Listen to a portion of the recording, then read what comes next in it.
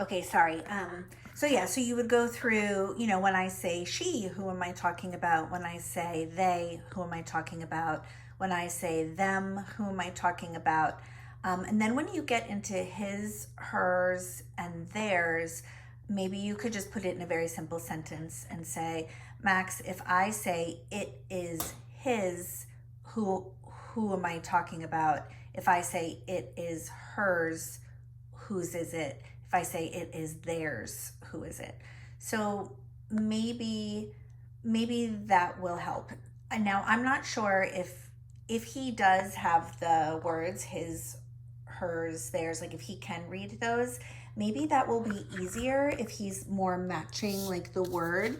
So maybe then you want to start with that. So instead of just pointing like Max, when I say it is his, he would point. Maybe you would do more like, Max, this word says his, match it to the right picture. I don't know. That's where kind of you guys, I think your ABA minds are definitely better at knowing where to start with that. So I'm gonna type it up in the listening section, and then if you think it needs to be changed, the way it's written, just let me know. But I'm hoping that what we'll do is we'll start this and we'll pause following directions with pronouns, so that way he'll do this activity and practice this.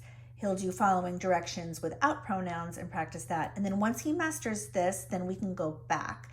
And then the only other thing I thought that we could do after we do this as just part of practice and not like data collection is just make sure that when he's looking at those puppets, he knows who's a boy and who's a girl.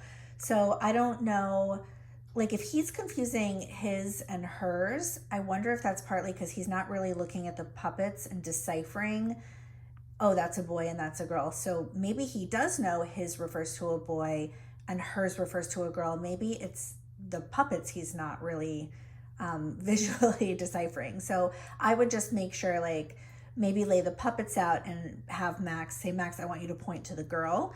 Max, I want you to point to the boy. And then maybe I want you to point to them. And then maybe even, as a follow-up to this activity, you could lay out the puppets as just practice. Again, not so much data collection, but just practice.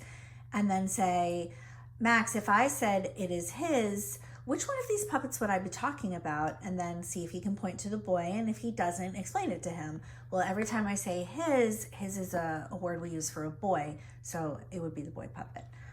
So yeah, that's just some ideas for that.